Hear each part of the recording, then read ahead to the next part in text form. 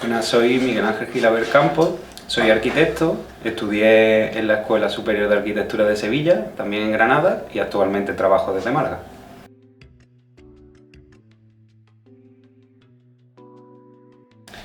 Pues mira, en el año 2013 se intentó promulgar un proyecto de ley que quería dar competencias a todos aquellos que tuviesen estudios o que tuviesen formación en edificación.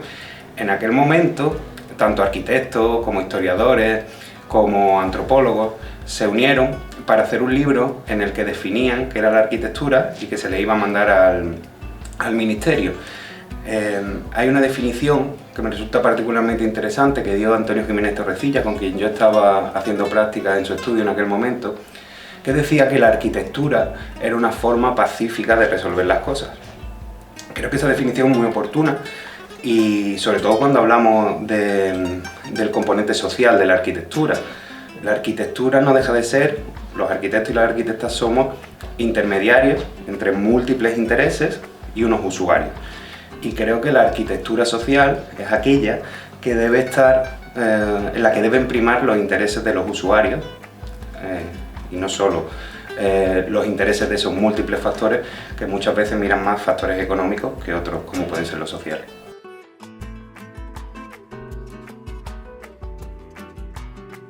Creo que existe una doble vertiente. Por un lado hay una serie de actuaciones de periferia, en el extrarradio de las ciudades, y por otro lado también se está trabajando mucho en el centro histórico y sus conexiones. Dentro de la periferia, en las últimas décadas hemos visto cómo han ido surgiendo algunos núcleos urbanos que poco a poco se han ido absorbiendo por ese crecimiento anular que va teniendo la ciudad. Aunque creo que donde se han visto unos cambios mayores es en el centro histórico, donde hay una nueva y muy potente conexión de la ciudad con todo el eje litoral.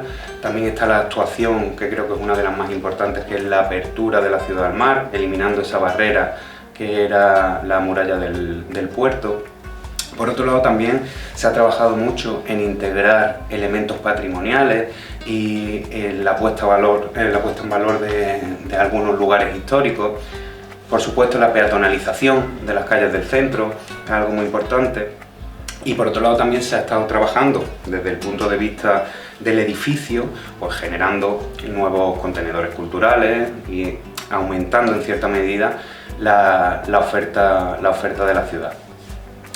Podemos decir, o tenemos que decir, que realmente se ha trabajado mucho durante las últimas décadas. Podremos hablar de con mayor o menor acierto, pero sí se está trabajando mucho el aspecto social o sobre todo el aspecto urbano de la ciudad de Málaga.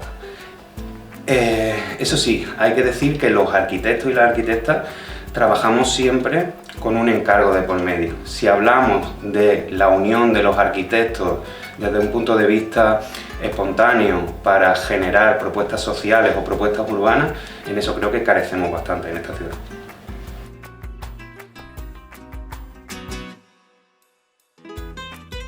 Pues mira, dentro de los pros de las actuaciones que se han hecho en la ciudad, creo que hay una mejora en la funcionalidad, en el funcionamiento. Creo que también hay una mejora en el embellecimiento, aunque esto pueda ser algo más subjetivo. Y también creo que hay una mayor apertura de la ciudad, tanto social como físicamente. Que igualmente esto creo que puede ser un arma de doble filo. Desde luego hay muchas medidas que hacen la ciudad más amable de lo que era anteriormente. Han aparecido zonas verdes tanto, sobre todo en los crecimientos de periferia, donde poco a poco va primando más el espacio público que el espacio del coche. Y eso es algo positivo, aunque todavía nos quede mucho que hacer en ese campo. Desde luego, si hablamos del centro histórico, la peatonalización ha sido un punto muy importante de la ciudad y a su vez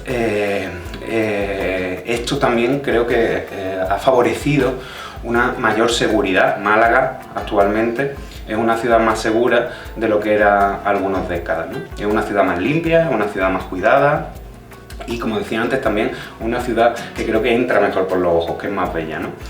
Y se supo identificar muy claramente cómo Málaga estaba cerrada en su centro histórico al mar y con la eliminación de barreras, pues actualmente es una ciudad que se abre mucho mejor a la costa. Claro, esa apertura también trae una serie de contras, ¿no? El abrirnos totalmente hacia el mar, el abrirnos al turismo, también empieza poco a poco, creo, que nos ha ido trayendo una pérdida de identidad, que creo que sería uno de los mayores contras que tenemos. Por un lado, la pérdida de la identidad de la ciudad y por otro lado también una gran brecha social entre los distintos niveles económicos o los niveles sociales que tenemos, ¿no?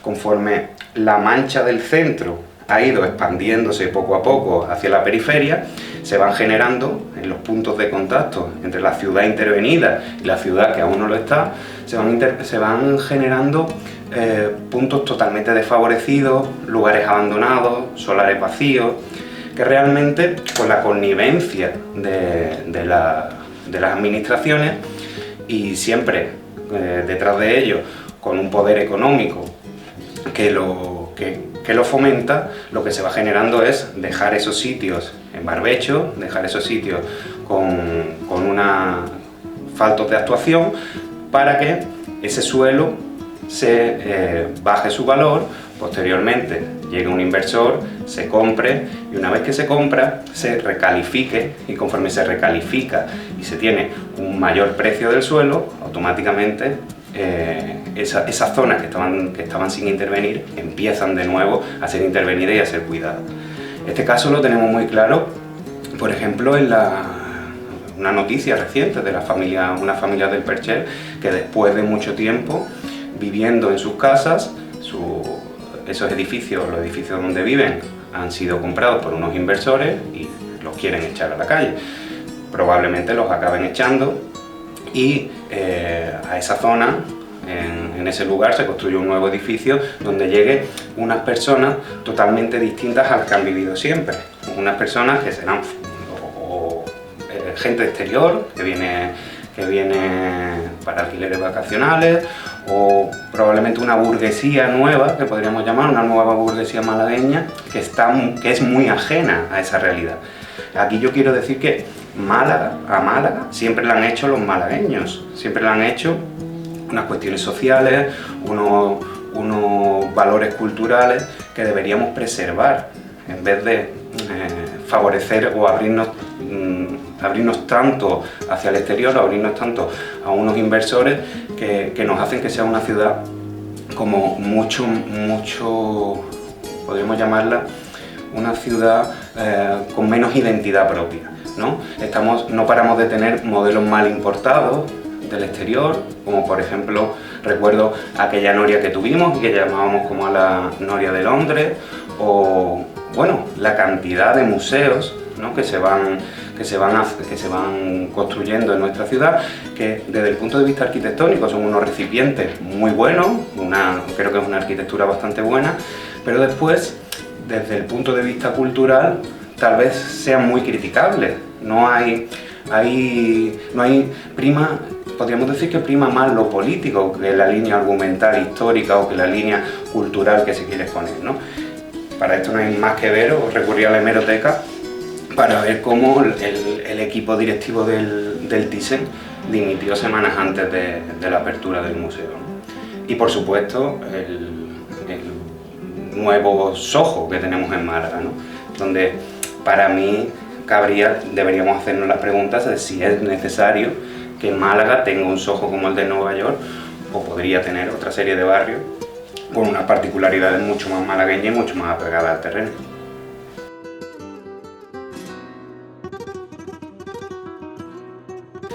Pues el Soho es uno de los casos que podemos catalogar de modelo mal exportado, forzado y realmente artificial.